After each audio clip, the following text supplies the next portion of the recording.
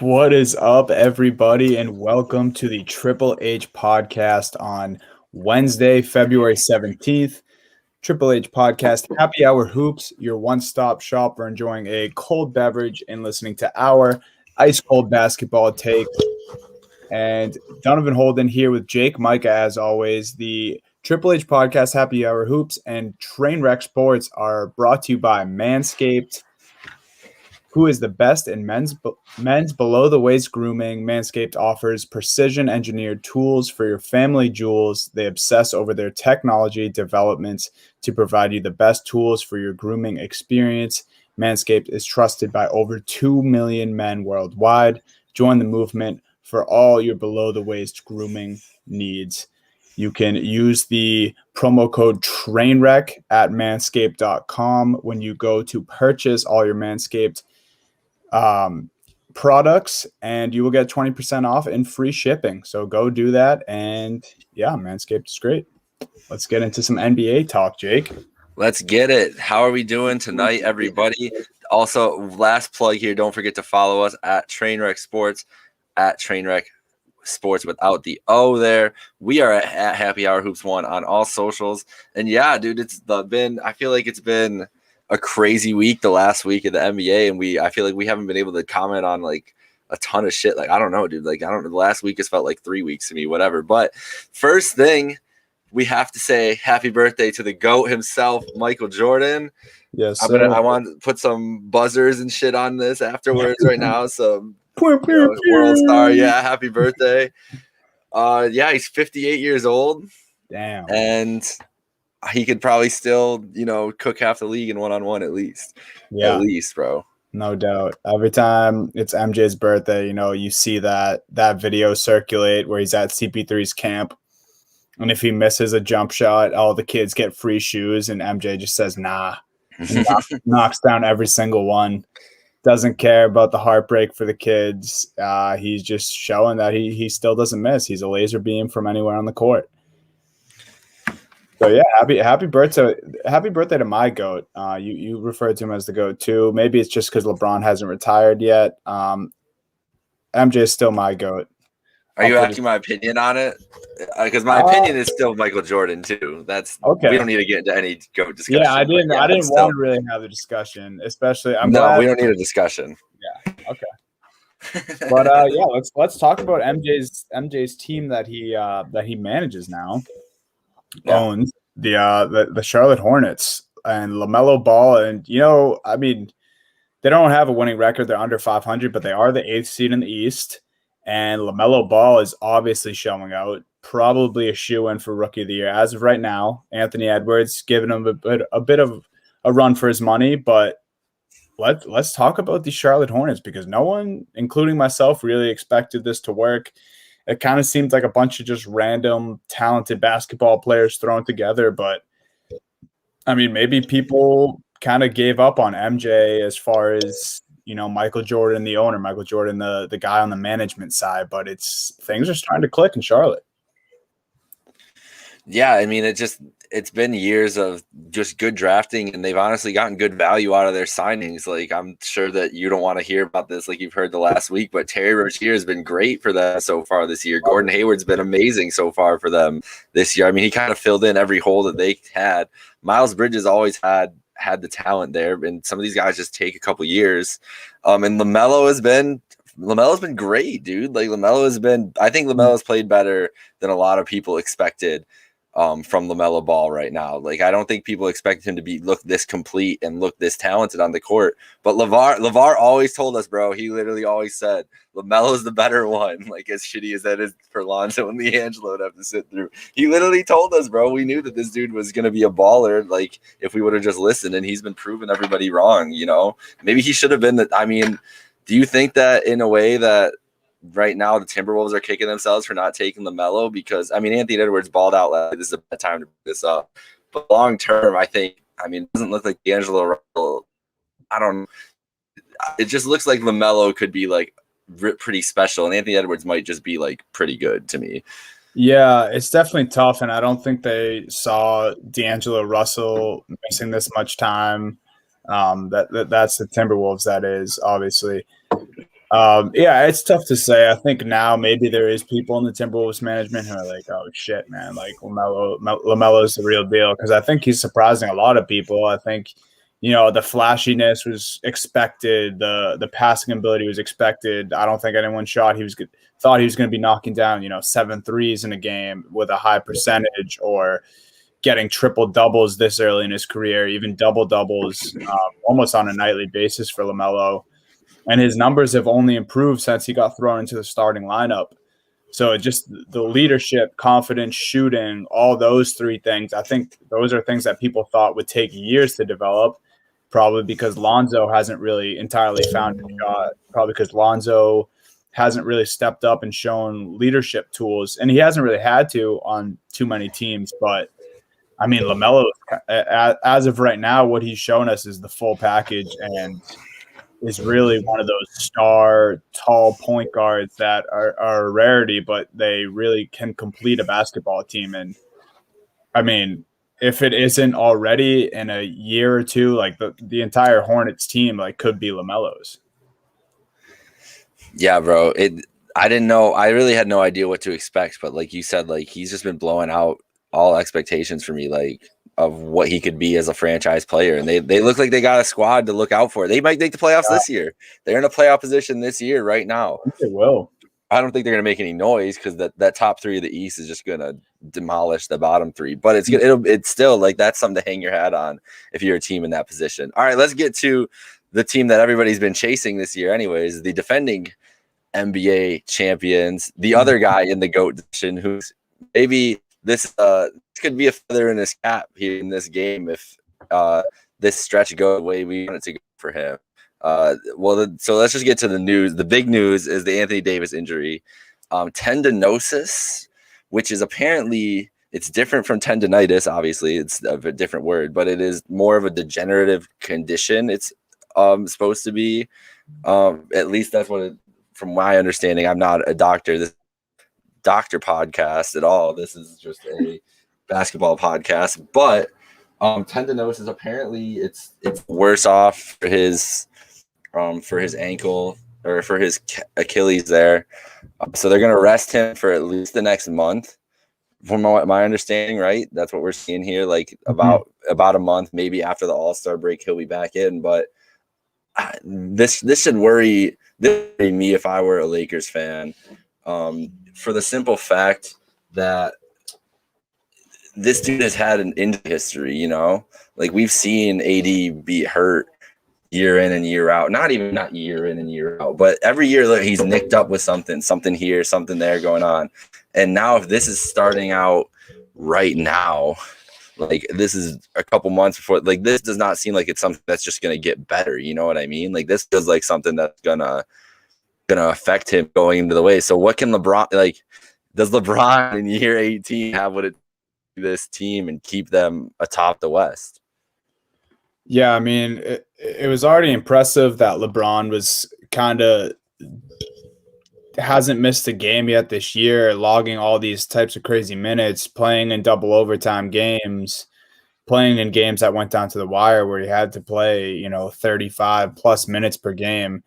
And now it's kind of, I feel like he kind of already reached his peak where, he's throwing all this energy into every single game, and now the Lakers need more from him, which is not ideal for him. It's not ideal for the Lakers organization, but I mean, if anyone can do it, it should be a guy like LeBron, right? I mean, even though it is year 18, it's kind of like, I don't want to bring up a Brady discussion here, but it's kind of like Tom Brady in football. Like, he went to Tampa Bay, got this great team around him.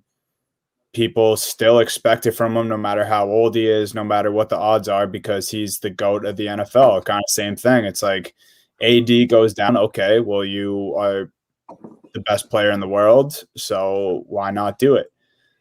So I don't know. Maybe he can't. Maybe he will struggle. But, I mean, I think the pressure is going to be on for him to do it anyway. Yeah, like if the Lakers start losing games, it's not like everybody's going to be like, oh, well, AD's out. Nah, it's just going to be people roasting LeBron out of everywhere. And it's not – is that fair? I mean, no, it isn't fair, but it's going to happen. So LeBron knows that. He knows what's coming for him, no matter what happens here. My question is can he actually do it? Like, is it in him to actually do it? I'm interested to see how far he's willing to go to make this happen and show that he can still do it.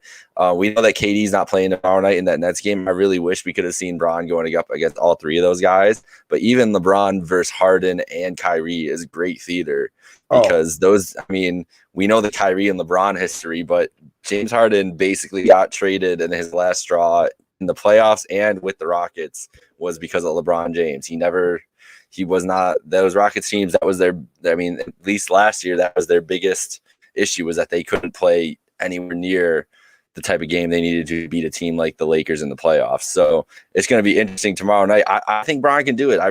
He's shooting the hell out of the ball better than he ever has from deep. We'll see if he's able to keep that up with all the attention coming on to him. I don't know. We'll see. I'll tell you, it's going to be fun to listen to him or watch him try to see it or watch him try to do it. It's going to be fun to watch him go out there every night and try to go out guns blazing, especially tomorrow night. He's going to want to make an impact. He's going to want to make a statement tomorrow night against the Nets for sure. If KD was playing, he definitely would be, but no matter what, he's going to be looking to do that. I also think LeBron can. And you hope this AD thing is just a month because I don't think he can sustain it in the playoffs. And will he give them a fighting chance in series? Sure. Will they maybe win a first round playoff series without AD? Maybe, depending on the opponent. But they're not going to the Western Conference Finals without Anthony Davis, and I truly believe that.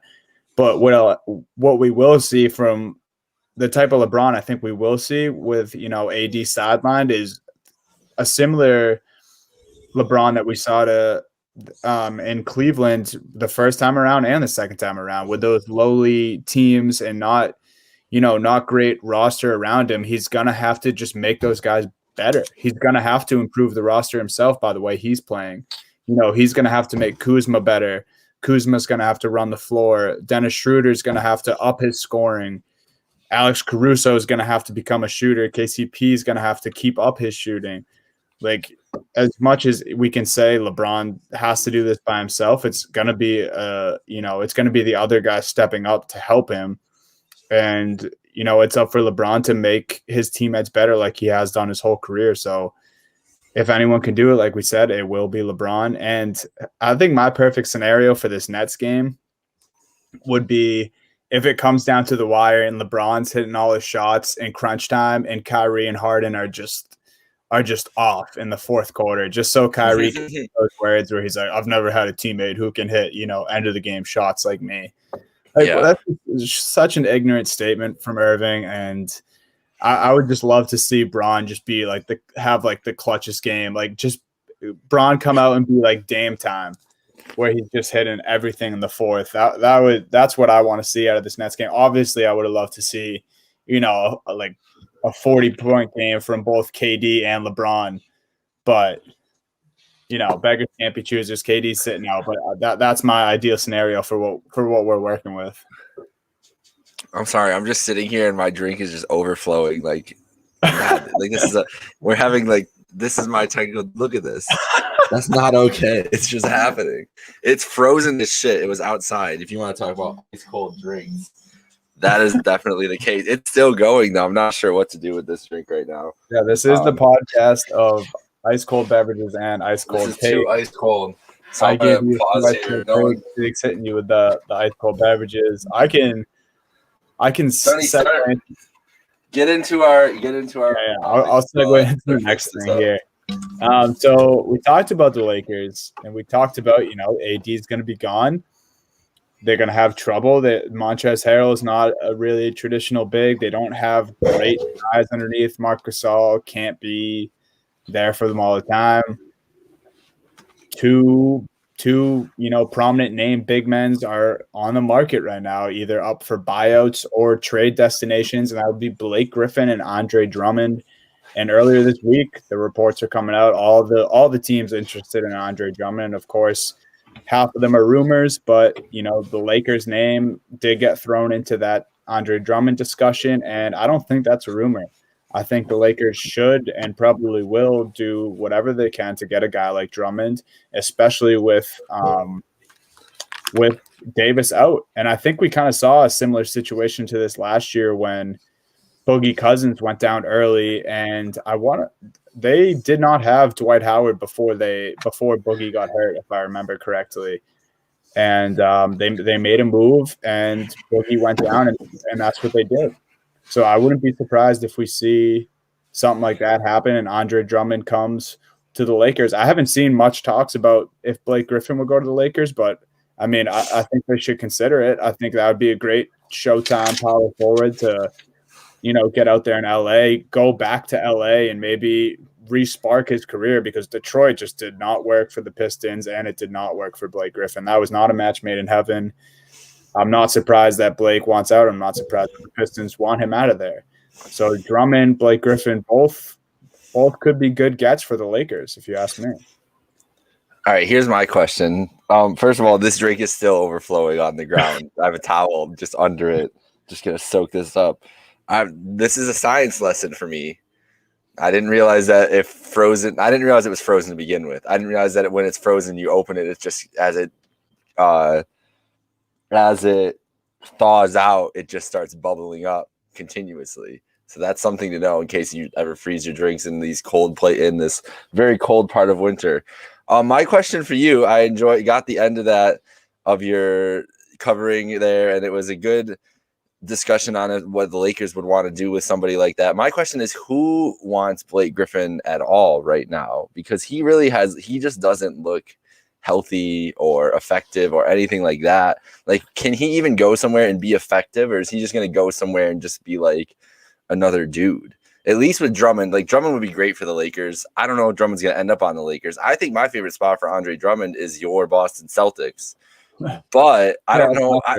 Here's the thing about Drummond, though, is he seems like he's really bad for a locker room. Like, he is just not a guy that ends up getting along with either his teammates, the front office, whatever. But I just feel like there's no one, this is a 30-20 guy that no one wants to touch. So there's got to be something to that, right? Like, when he walks into your situation, whether it's the Clippers, the Nets, I don't know. Do the Nets really want to bring in? I know they need all the help they can get, but do they really want to bring in Andre Drummond to argue with DeAndre Jordan or who's going to play more? Do they want to deal with that shit? I don't know. I don't know what team's going to deal with that. That's why I've always loved the Mavs, because I think him and Porzingis next to each other would be great. I think they could do that. I like the Mavs too. I think, just teams that make sense. I would love if Andre Drummond came to the Celtics. And I think the thing you mentioned about him being a legit 2020 guy, and he probably could do that every night if he really wanted to. I think the thing about that, and maybe why people don't bite on it as much, is I just don't the NBA today is so flashy, and I just feel like Drummond's just not that. He gets you a 2020, and it's the most traditional 2020 you'll ever see. He just plays back to the basket. He plays underneath the hoop, and that's about it. And he doesn't have a jump shot, and everyone wants size that can shoot now. He hasn't been good at the free throw line. He's not an elite defender, but he's just there. He swallows boards. He gets points underneath the rim, and he's a big body. And, I think earlier in his career when he's more explosive, that was intriguing for a lot of teams. But now he's just a veteran. He can probably learn systems. He's kind of a smart big. He can play back to the basket.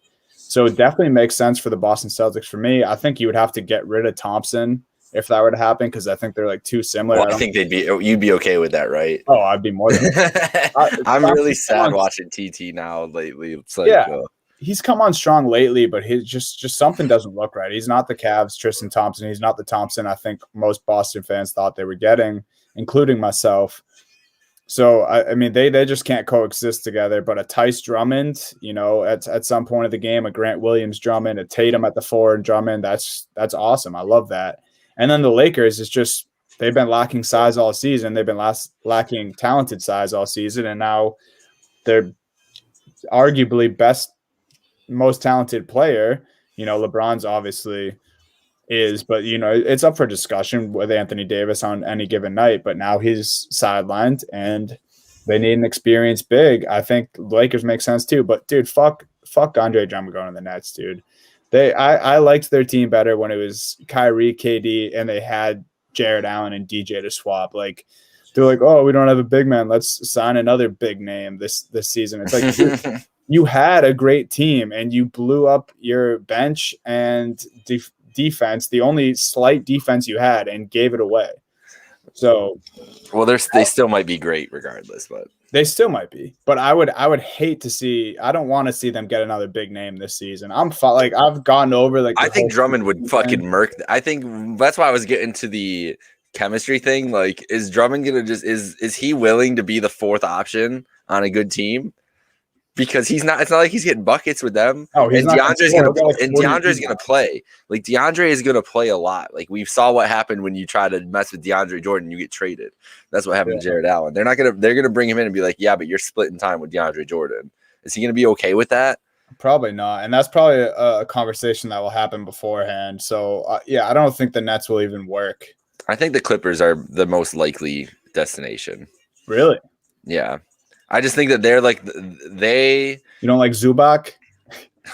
No, I don't. Unfortunately, I really don't. He's just so average. Dude. I have him on my fantasy team because all my bigs are hurt, and it's really disappointing every night. Yeah. But there's nothing else to do. Well, I have Anthony Davis, so that's took fair. Second overall. That's fair. Yeah, that's not ideal for you there. So I don't know. Like I that's the thing is like I don't see him on a championship team. I just don't ever see Andre Drummond out like taking a fifth option starter to go like help a team win. I could see him get it. Like if it's the Nets, maybe if it's the Nets just because it's New York.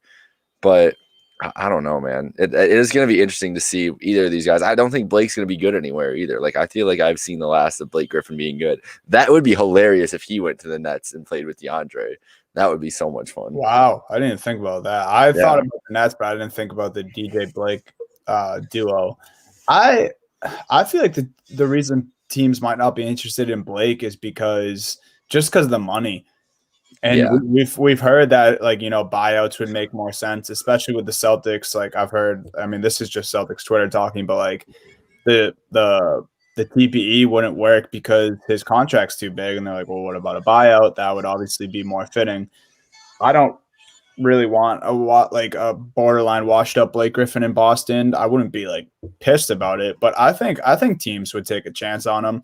I mean, he's only gotten better shooting the basketball and, you know, becoming more of a playmaker late in his career. Obviously his dunking and, you know, the crazy athleticism has toned down a bit, but I think Blake could definitely help a squad. You know, I'm thinking more of like, imagine him like on a Denver Nuggets or a Utah Jazz where they already have like a prominent big, but like how much they would benefit from an explosive four who can also run the court and make plays and shoot the ball. Like Michael Porter Jr. isn't doing it for the Denver Nuggets. And I think a Jokic Blake Griffin would be sick. I think a Rudy Gobert Blake Griffin would be dope. Like, I don't know. I'm thinking of that. It's worth it. It's about like for both of them, it's worth taking the chance on somebody like that in that role. Yeah. Even like a Milwaukee Bucks, dude. You pair Giannis. I mean, Bobby Portis is actually playing really well for the Bucks, but like if you pair Giannis and Blake Griffin, or if Giannis is out and it's Blake Griffin and Brook Lopez, like I think there are teams, and it makes more sense for contenders to go after a guy like Blake because you don't know how much he has left. Like I don't think you'll see Blake going to. I almost just said the Detroit Pistons. He's on the Detroit Pistons. But I don't know, like, you know, just low level teams. I don't see Blake Griffin going there. But I do think some teams could be interested in Blake. Yeah, we'll see what happens. I'm sure, like, you got to take a flyer on him if you can. Like, I'm sure, like, eventually once it gets down the line, I think, like, some of those middle of the pack teams would be willing to do it. I'm just wondering, like, contender-wise, like. Maybe even the Michael Jordan Hornets, dude. They're kind of in dire need of a big. That's, like, kind of what they're lacking right now. Yeah. Put them back in LA. Let's get them on the Clippers. That'd be great. That'd be great. I wouldn't mind it. All right, so.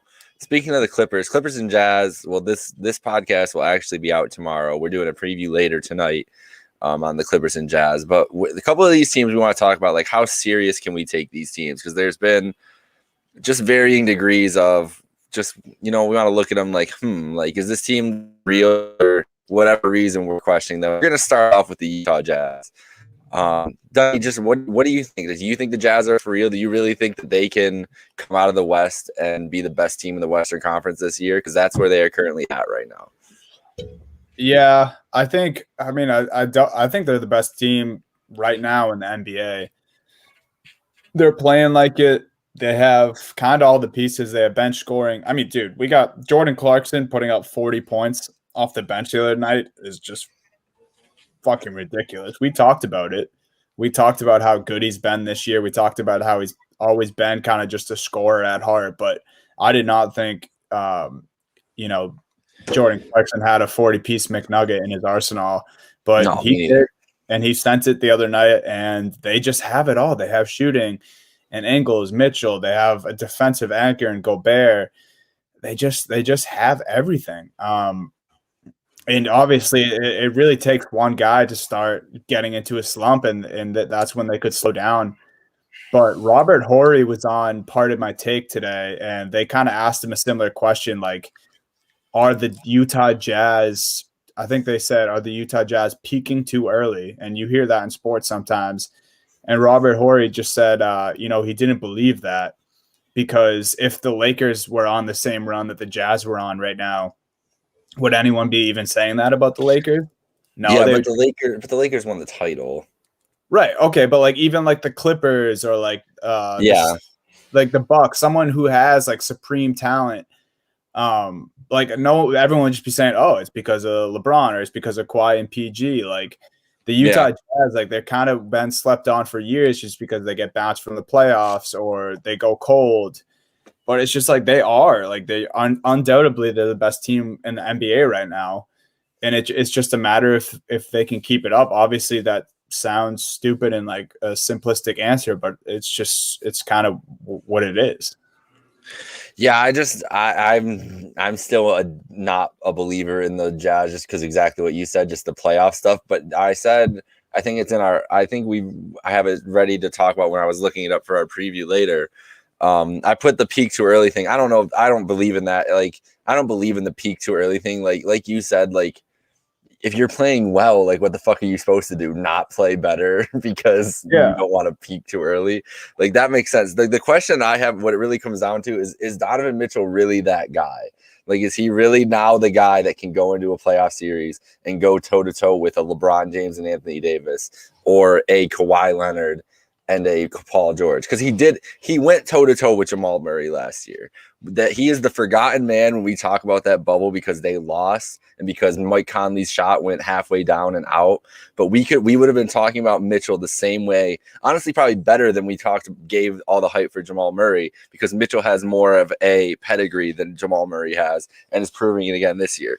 If Mitchell is just top 5 in the league potential, and this is his run, like his first run where he's gonna, pop a West Finals and take the Clippers or Lakers to 7-6 games in a West Finals, maybe even win it.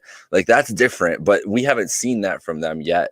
We saw them get bounced by the Nuggets. That's the last taste we have in their mouth. The only other question that I have about the Jazz too is I just don't know if Rudy Gobert can be the second best player on a title team. We'll see. It's still up in the air, and it'll be fun to watch it again this year. But when it comes to the playoffs and they need buckets and Mitchell's getting doubled, are these dudes going to be able? Is Mike Conley going to be able to knock down that shot this time? Is Joe Ingles going to knock down that shot? That's really the only concern that I have. I've seen the comparisons to the 15 Atlanta Hawks when they were lighting it up and then got bounced by LeBron in the playoffs. I don't think that's fair because Donovan Mitchell and Rudy Gobert are better than, Al Horford was pretty damn good too, but I would still say Rudy Gobert and Donovan Mitchell are better than any of the guys that were on that team. But was that Joe Johnson and Al Horford? Yeah, Johnson, Corver, Jeff Teague, those guys. Yeah. So and Paul Millsap too, interestingly enough. But yeah, that's really what it comes down to. Like if those dudes are at a different level than what most of the NBA public believes that they are, if they're at those super duper star levels, then yeah, they definitely should come out of the West. But I want to see it happen first. I want to see them get out of the first round at least, because the West is going to be tough. And if they slip up if they feel like they can go beat one of these lower seeds and they play Steph, and all of a sudden Steph goes supernova for 2 games and it's 2-2, like, and it's nut crunching time, what's going to happen? What are they going to do? That's really, I just want to see that. My eye is on it. I'm keeping an eye on it. And that's the big topic for tonight, too. We're going to talk about with both them and the Clippers, who we're going to talk about in a second. Is just got to keep an eye on it because it's there, but we just haven't seen it yet. Yeah, like, I get what you mean. And, like, I understand the doubt of the Utah Jazz, too. And if you do talk about the Clippers, and if somehow it ends up being a Jazz Clippers first round or a Jazz Lakers, not even in the first round, what if the Jazz meet either of the LA teams? I don't think they really have a chance in the series. And I think they could keep up, but I don't know. Like, I get your doubts and I completely understand them, because is Gobert even the second best player on the team? Like, I guess you could argue Connolly and Jordan Clarkson, but then you're just comparing Gobert like it. So yeah, then you're just comparing like 2 offensively minded guards to a defensively minded center. So it's just like, yeah, where you're at in that discussion. But yeah, I mean, the Utah Jazz are crushing it right now. I wouldn't be surprised if they do make a deep playoff run this year. I just feel like they just have one of those teams. And to me, the more important stuff is outside of Mitchell and Gobert. Obviously, Mitchell does have to keep up what he's doing. He does have to play like a superstar if they want to win a series. But the shooting and bench production, and I've been saying this from the beginning with them, it's their ability to play fast, slow, half court in transition. It's just they kind of just have it all figured out right now. And until, someone throws a defensive scheme at them to slow them down for 48 minutes, then I think it's going to be tough to slow down the Utah Jazz. Yeah, so let's go into the team they're playing tonight, and I don't want to step too much on our preview here that we're going to do later, because I'll talk about this a lot tonight too. The Clippers are one of these teams that I think we have to take serious, right? Like, they were up 3-1. They should have been in the West Finals last year, barring the stupid circumstances that they're just their team basically imploding on itself. But this team is ridiculous on offense. They're still one of the best defenses in the NBA. They could have really used Derrick Rose. They could really use another guard.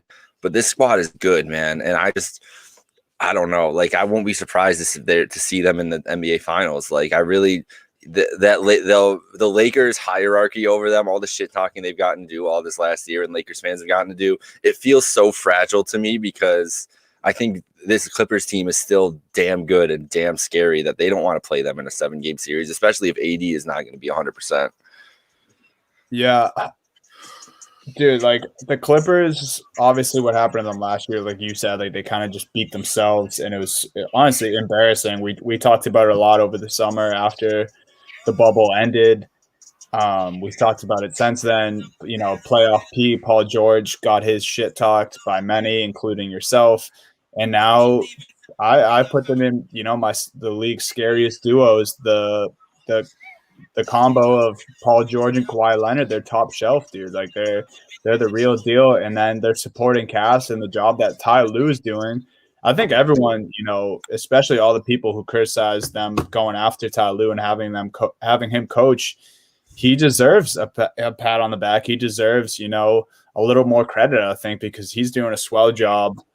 And to me, when the Clippers got real, dude, is the other night, I think it was the Miami Heat. Yeah, Monday night, Miami Heat, LA Clippers. No Paul George, no Kawhi Leonard.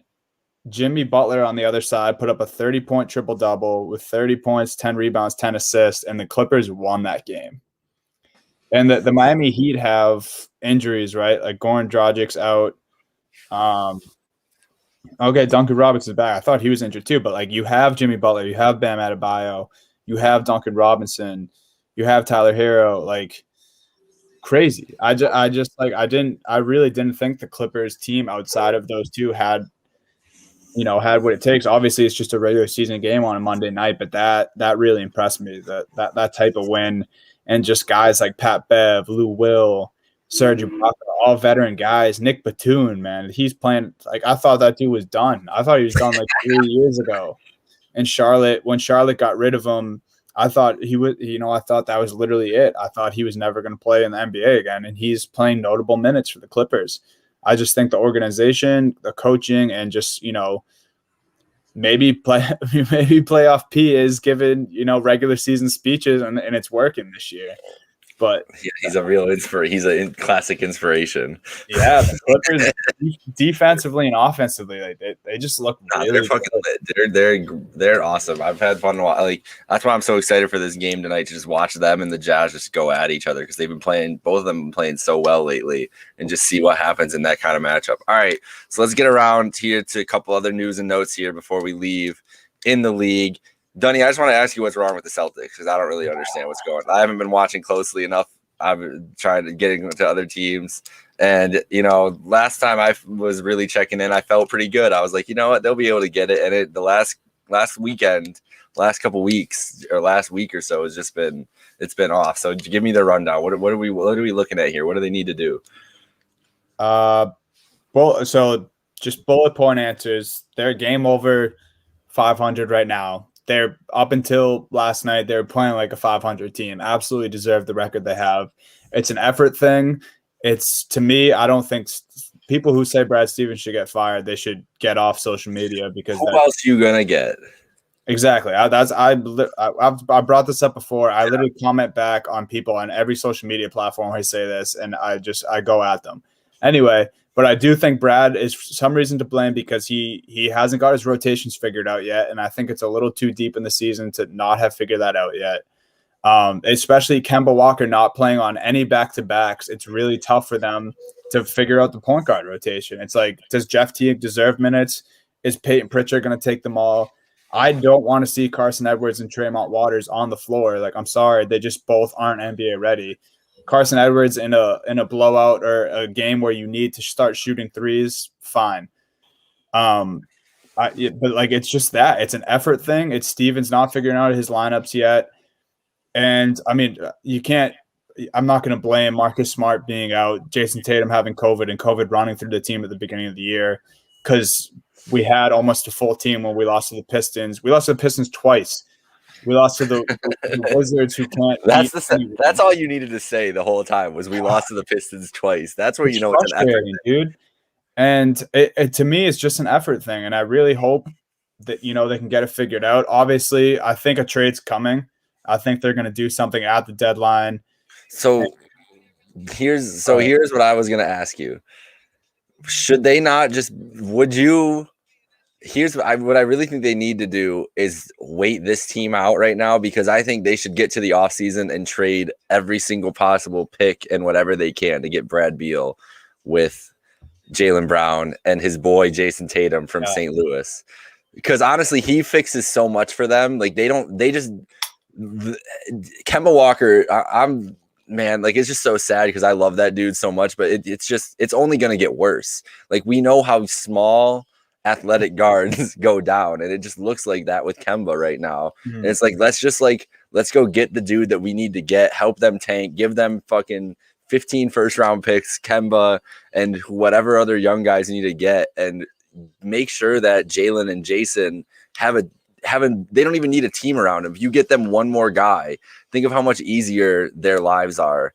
And I mean, that was the idea with Kyrie, right? And that was the idea with Kemba too. Unfortunately, it didn't work out with those guys, but at least Beal could give you what he needs to on the defensive end in that way. And I brought this up because Kevin O'Connor is the one who brought it up the other day that is what he thinks the Celtics should be doing too. And it didn't occur to me then. I wasn't even thinking about the Tatum Beal collection, but I do know that runs deep for them, like since high school, since before then. But it just feels like they need to just like, this isn't just like something you can piece together and make a contender. Like they would, if they added just small pieces, that's just helping them get to like the second round at this point. They need to swing big here. What are we waiting for with these guys, Yeah, and I'm not ready to give up on Kemba yet because I do think he was a great third option last year. And his offensive struggles, I think it happens to everyone. And it's just the spotlight, it sucks. It was on him a little more because of their struggles overall and their record right now. So he's obviously going to get hit hard when they take a loss and a dude shoots fucking 3 for 13. Like I could go out there and give you better production than that, shooting the ball anyway. But something that I would struggle at, and that I think Kemba's biggest problem is his defense, dude. Like, it's just he just gets bodied by any point guard that's slightly bigger than him. They just back him down and shoot over him. If he has to switch on to a shooting guard, a small forward, it's a bucket every time. And it just sucks that that's just the reality of it. And then the back-to-back thing, obviously, too. It's like Kemba's almost like a crutch right now. I don't want to give up on his ability, and I think he's a great third option. For me personally right now, I think we need just a competent big. Like, Jokic put up 43 last night. That's disturbed, dude. Like, that should never happen. And Tristan Thompson, we brought him in for like the tough nose, like big body defensive guy. He said he wanted to be the Marcus Smart. That's a center. Like, dude, it's you can't not give up 43 points and also have that thought. Like, you're not. You're not Marcus Smart at the center. That's the thing that's most glaring to me. Obviously, I would do that if all we had to do is give up Kemba, a few first rounders. Give me. I don't think a few. I think like 6. Well, yeah, but you know what I mean. Like, if we can get Brad Beal, bring him to us. Yeah. But my thing is, I don't want to fucking give up on what we have right now. I think we are a piece away. If Kemba can, produce 15 to 20 a night and eventually start playing back-to-backs, and we bring in, I don't know, Harrison Barnes has been in the talk. I want Julius Randle, dude. I want Julius Randle bad. Julius Randle would be great.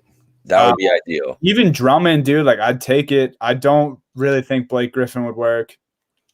But I just, I've been wanting Steven Adams for years. I don't think that's happening. Would you like Vucevic? I would like. I feel like Vuce would just get eaten by Embiid if they end up playing in a series. Yeah, I don't think he plays hard enough defense. I like Vuce. And Vuce has always been a guy who the Celtics are like supposed to be going after, but never happens. But I don't think he's really the answer. I would take guys over Vuce. Obviously, I wouldn't be that upset about it. But yeah, I mean, they just it's glaring that they need one other piece. Whether it is you get rid of Kemba and you bring in another scorer, I would rather see them get either a big who's an elite defender or a guy with size who can shoot and defend slightly.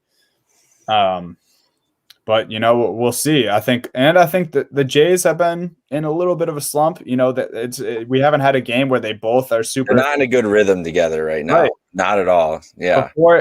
Tatum, he's blaming the Coco a little bit, and I'm not going to say that he's lying. Obviously, if it affects him like he says it is, then that sucks. But since Tatum has gotten COVID, like you said, they really haven't been in unison. They've had games where they both scored over 20, but one of them shoots poorly, or one of them doesn't, get involved in the playmaking. One of them's not getting assists. So it also comes down to them just finding their rhythm again.